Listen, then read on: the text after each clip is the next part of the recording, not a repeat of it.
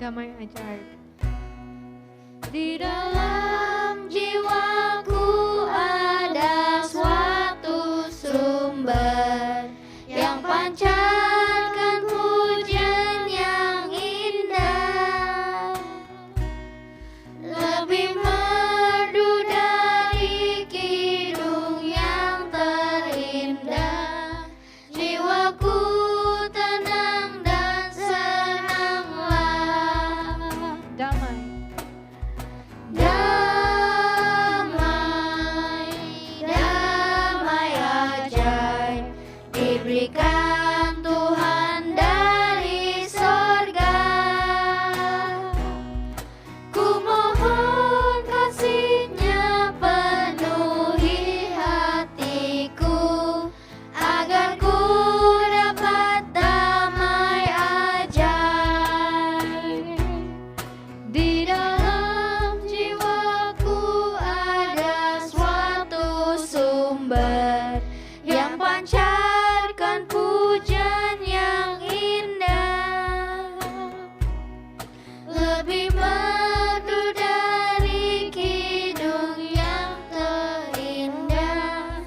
Jiwaku tenang dan senanglah.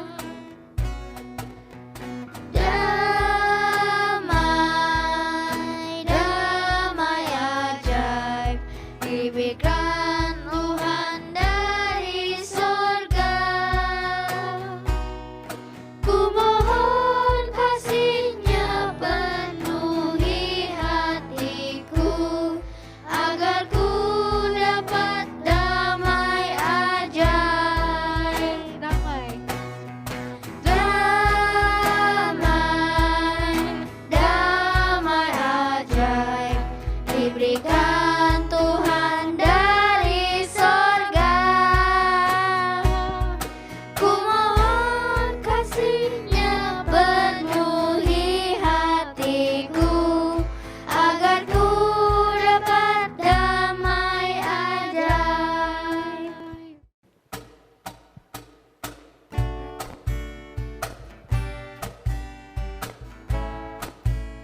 12 murid Yesus.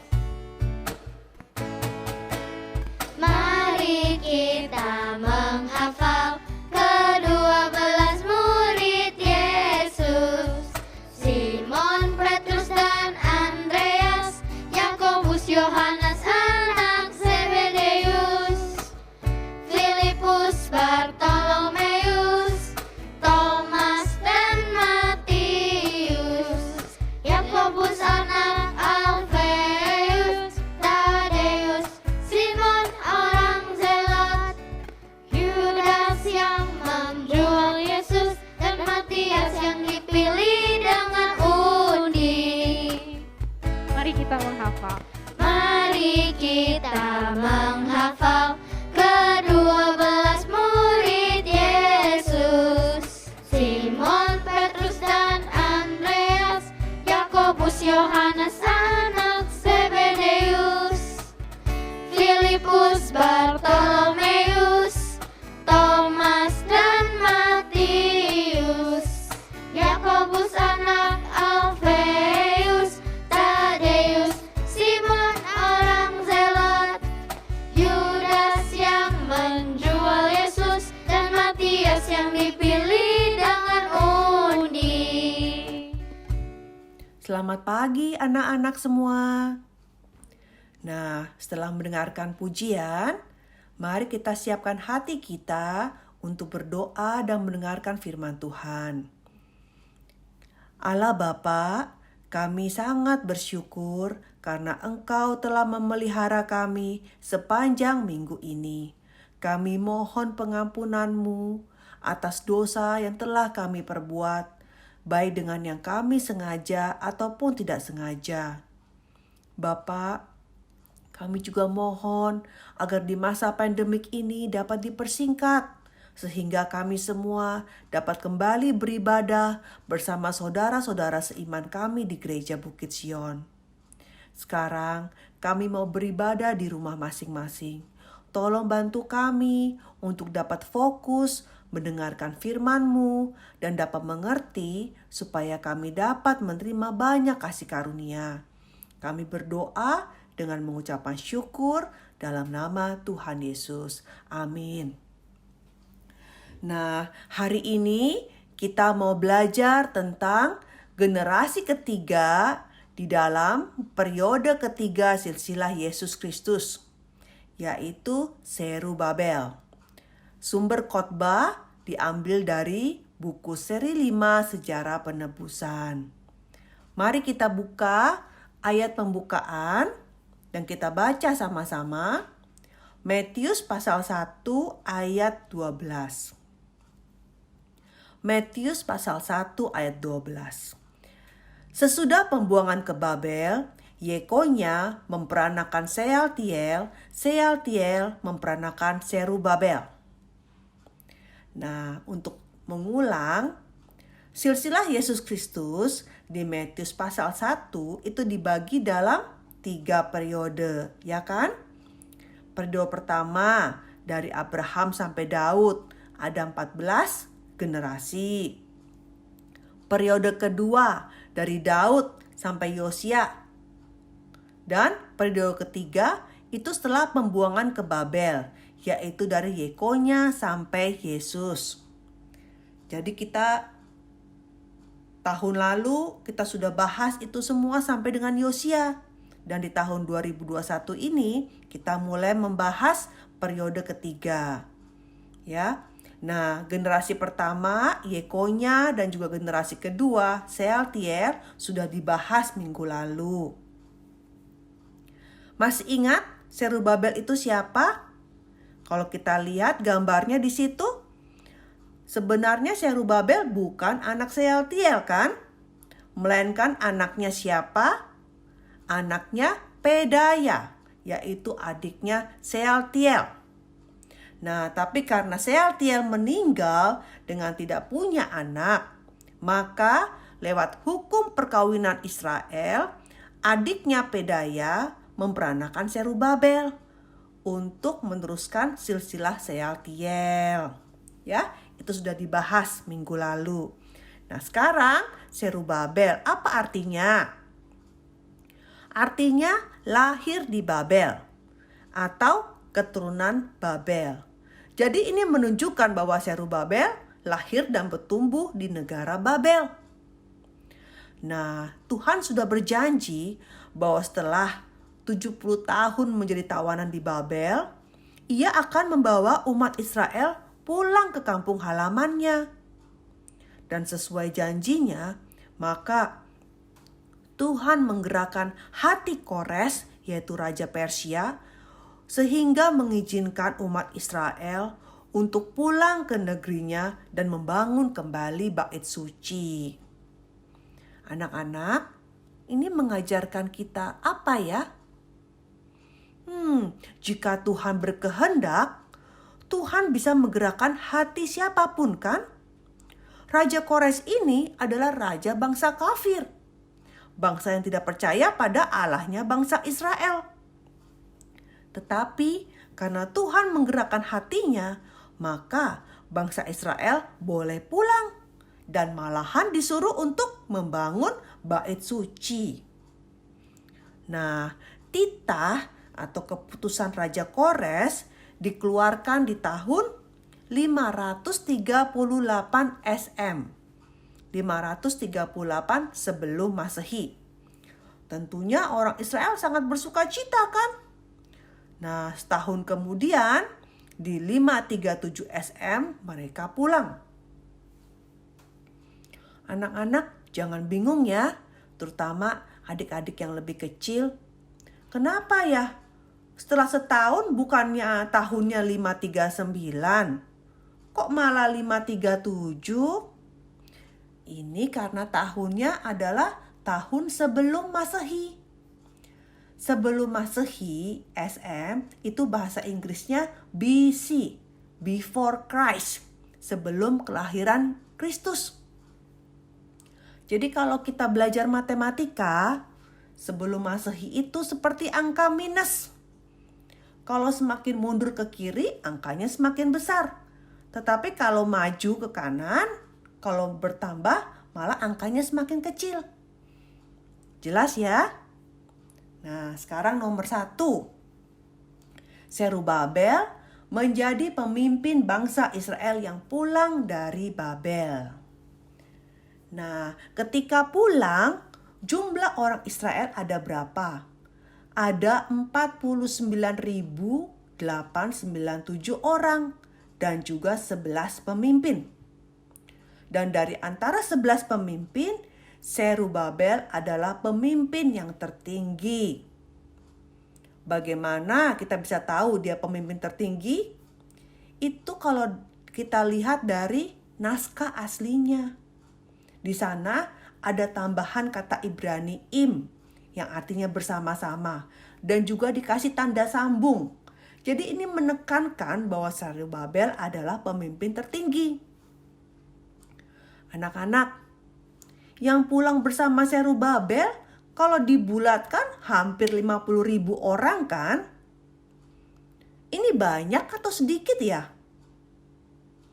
Karena ini bicara tentang sebuah bangsa, maka angka 50.000 ini sangat sedikit. Kenapa? Karena orang Israel yang ada di Babel itu jutaan. Kalau begitu, kenapa ya mereka tidak ada yang mau pulang? Ada banyak alasannya. Anak-anak yang sudah lahir di Babel mungkin takut. Seperti apa ya tanah Yehuda? Tidak pernah lihat. Dan nanti di sana mau ngapain? Mungkin juga ada yang berpikir, di Babel saya udah punya rumah, udah punya family, udah punya pekerjaan, punya bisnis, dan juga banyak alasan lain. Jadi ternyata tidak banyak orang yang bersedia untuk menggenapi kehendak Tuhan untuk membangun kembali bait suci. Sama juga dengan hari ini anak-anak. Hari ini di dunia ada begitu banyak orang Kristen. Tapi yang mau hidup untuk menggenapi kehendak Tuhan, untuk mendahulukan pekerjaan Tuhan itu sangat-sangat sedikit. Nah, sesampainya orang-orang ini sampai di kampung halamannya di tanah Yehuda, mereka kemudian berberes-beres dan setahun kemudian barulah mereka memulai membangun bait suci. Jadi mereka mulai membangun di tahun 536 SM. Tetapi ketika mereka lagi mau mulai renovasi, banyak orang-orang jahat pada datang dan mengganggu mereka. Sehingga akhirnya pembangunan terhenti selama 16 tahun. Wah, lama sekali ya. Berhentinya selama 16 tahun. Sampai-sampai akhirnya apa? Tuhan menegur bangsa Israel yang sudah lupa tujuan semula mereka pulang dari Babel. Nah, coba kita lihat Hagai pasal 1 ayat 3 sampai 10. Hagai pasal 1 ayat 3 sampai 10. Karena ayatnya panjang, maka kita hanya baca yang digaris bawahi. Maka datanglah firman Tuhan dengan perantaraan Nabi Hagai. Bunyinya, kamu menabur banyak tetapi membawa pulang hasil sedikit. Kamu makan tetapi tidak sampai kenyang. Kamu minum tetapi tidak sampai puas. Kamu berpakaian tetapi badanmu tidak sampai panas. Dan orang yang bekerja untuk upah, ia bekerja untuk upah yang ditaruh di dalam pundi-pundi yang berlubang. Terus di ayat 9, kamu mengharapkan banyak tetapi hasilnya sedikit. Dan ketika kamu membawanya ke rumah, aku menghembuskannya. Oleh karena apa? Demikianlah firman Tuhan semesta alam. Oleh karena rumahku yang tetap menjadi reruntuhan. Sedang kamu masing-masing sibuk dengan urusannya sendiri. Nah, anak-anak, ayat ini maksudnya apa? Di sini, karena lebih mementingkan urusan pribadi daripada urusan Tuhan, maka berkat yang kita terima itu tidak penuh, tidak 100%. Kenapa? Ya ibaratnya kita ini sudah kerja keras, terus kan dapat uang, terus taruh di kantong. Tapi kantongnya bolong, uangnya hilang. Ini bukan maksudnya kantong kalian bolong beneran ya. Tapi maksudnya uangnya itu ada saja keluar. Nggak bisa ditabung, nggak bisa disimpan. Misalnya kita kena jatuh sakit, ditipu orang, kena musibah. Itu semuanya duit kan, keluar kan duitnya. Untuk bayar ini, bayar itu. Ya, bercocok tanam, lagi bertani juga sama. Udah capek-capek nanam padi, gandum, kebanjiran. Atau hujan tidak turun sehingga kekeringan. Atau padinya dimakan tikus. Jadi hasilnya mengecewakan. Jadi di sini Tuhan mau mengajarkan apa? Kita harus menomorsatukan pekerjaan Tuhan terlebih dahulu. Barulah nanti otomatis Tuhan akan berkati pekerjaan kalian. Tuhan akan berkati sekolah kalian semua. Seperti itu. Nomor 2. Zerubabel segera taat pada firman Tuhan bahwa mereka harus memulai pembangunan bait suci yang terhenti. Nah, jadi setelah Tuhan menegur orang-orang Israel, Zerubabel langsung taat. Ya. Di Hagai 1 ayat 14 dikatakan bahwa Tuhan menggerakkan semangat Zerubabel dan juga semangat Yosua, si imam besar, dan juga semangat orang-orang. Ya. Nah, kata semangat di ayat ini bahasa Ibraninya ruah, yang artinya roh. Jadi di sini artinya terbangun, bangkit, membuat semangat. Jadi Allah telah membangunkan roh Zerubabel, roh imam besar Yosua, dan juga roh bangsa itu. Sehingga mereka menjadi semangat dan membuat mereka mulai mengerjakan pekerjaan pembangunan bait suci. Nomor 3. Zerubabel dipilih sebagai materai Tuhan. Nah, di Hagai 2 ayat 24 dikatakan bahwa Zerubabel, engkau seperti cincin materai, sebab engkaulah yang kupilih, kata firman Tuhan. Nah, di sini Allah menjadikan Zerubabel seperti cincin materai. Di zaman dulu, cincin materai dimaksudkan untuk mewakili pemiliknya. Jadi dengan Zerubabel dijadikan seperti cincin materai, artinya Allah berjanji akan menyertai Zerubabel dan kedepannya pun akan tetap menjaganya sampai akhir. Nah, pada akhirnya pembangunan bait suci selesai di tahun 516 SM. Itu tepat sekali 70 tahun setelah bait sucinya dibakar, setelah Yehuda Selatan jatuh di tahun 586 SM. Ya, jadi 586 dikurang 516 sama dengan 70 tahun. Jadi tepat sekali. Ya. Jadi di Yeremia sudah dikatakan 70 tahun dan sekarang benar-benar 70 tahun. Wah, luar biasa sekali ya anak-anak. Semua firman Tuhan di Alkitab itu sangat tepat. Tidak ada kesalahan setitik pun. Kalau Tuhan sudah bilang 70 tahun, maka pas 70 tahun. Bukan 69 tahun atau 71 tahun, bukan. Ya, jadi Tuhan menghitung 70 tahun itu dari titik mana? Yaitu dari titik bait suci. Bait sucinya hancur dan bait sucinya dibangun kembali. Dari situ hitung 70 tahunnya. Ya. Nah, kita lihat di sini bahwa pembangunan bait suci digenapi bukan dengan kekuatan manusia, melainkan hanya dengan pekerjaan Roh Kudus.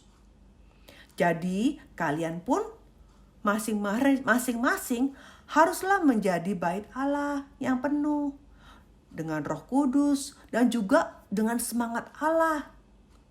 Ya, maka kerajaan Allah akan nyata datang melalui kalian-kalian ini yang telah menjadi bait Allah. Nah, mari kita berdoa. Allah Bapa, kami mengucapkan syukur atas firman-Mu pada hari ini. Seperti Engkau yang membangkitkan semangat Zerubabel, tolong bangkitkan semangat kami untuk dapat turut serta dalam melayani Tuhan dan mentaati firman, supaya kami dapat menjadi cincin meterai-Mu, yang mana Engkau senantiasa menyertai kami. Bapa, di saat ini kami juga hendak memberikan persembahan. Kiranya Engkau kuduskan persembahan yang kami berikan dengan sukacita. Dalam nama Tuhan Yesus, kami berdoa dan mengucapkan syukur. Amin. Kita tutup dengan doa Bapa kami. Bapa kami yang ada di sorga, dikuduskanlah namamu. Datanglah kerajaan-Mu. Jadilah kehendak-Mu di bumi seperti di sorga. Berikanlah kami pada hari ini makanan kami yang secukupnya, dan ampunilah kami akan kesalahan kami, seperti kami juga mengampuni orang yang bersalah kepada kami. Dan janganlah membawa kami ke dalam pencobaan, tetapi lepaskanlah kami daripada yang jahat, karena Engkaulah yang empunya kerajaan dan kuasa dan kemuliaan sampai selama-lamanya. Amin. Yeah!